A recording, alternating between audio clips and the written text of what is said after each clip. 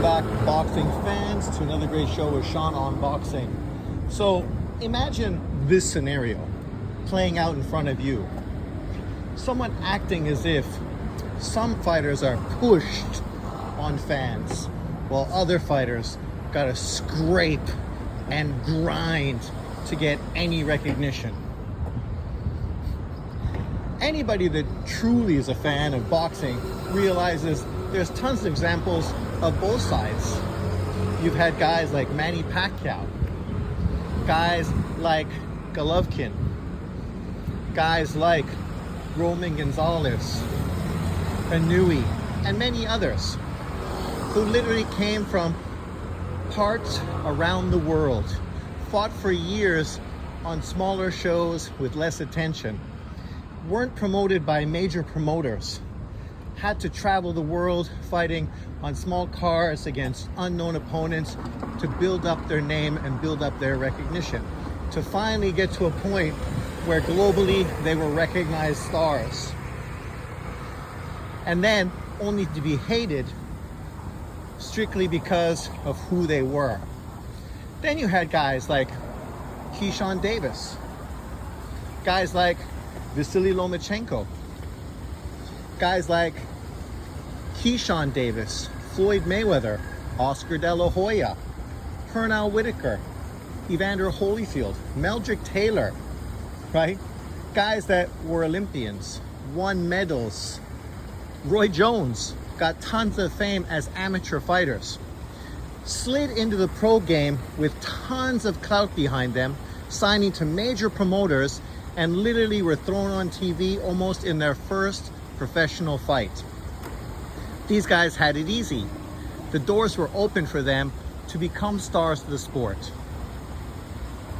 right? You can see these scenarios, and of course there's tons of people you can put in one block or the other, and then of course there's other guys that fell into different sort of groups, because you can't really paint with a broad brush.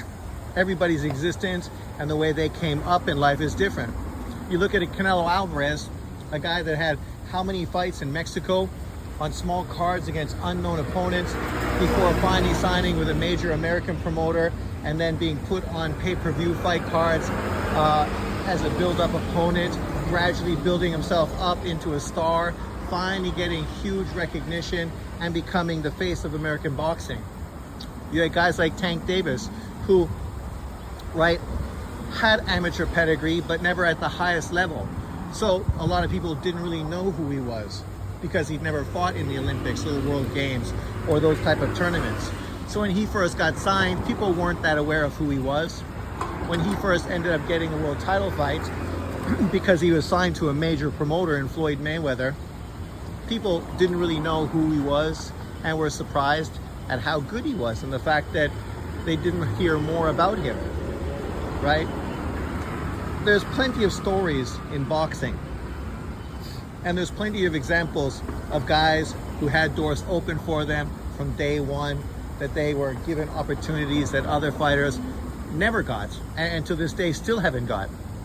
And then other guys that literally grind and scraped and built their way into superstardom.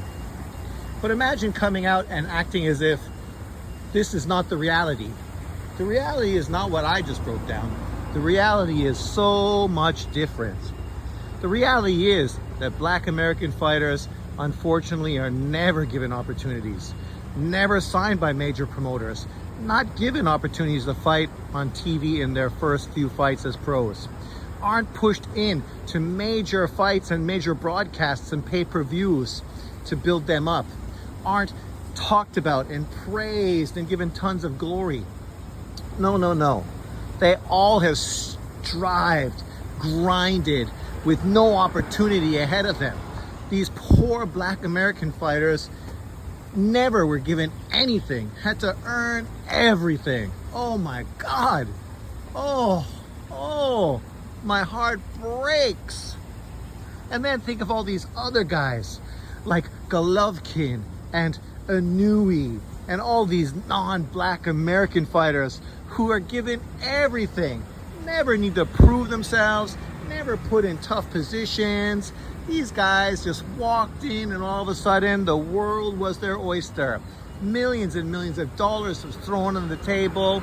Oh, to be a non-black American, what a gift.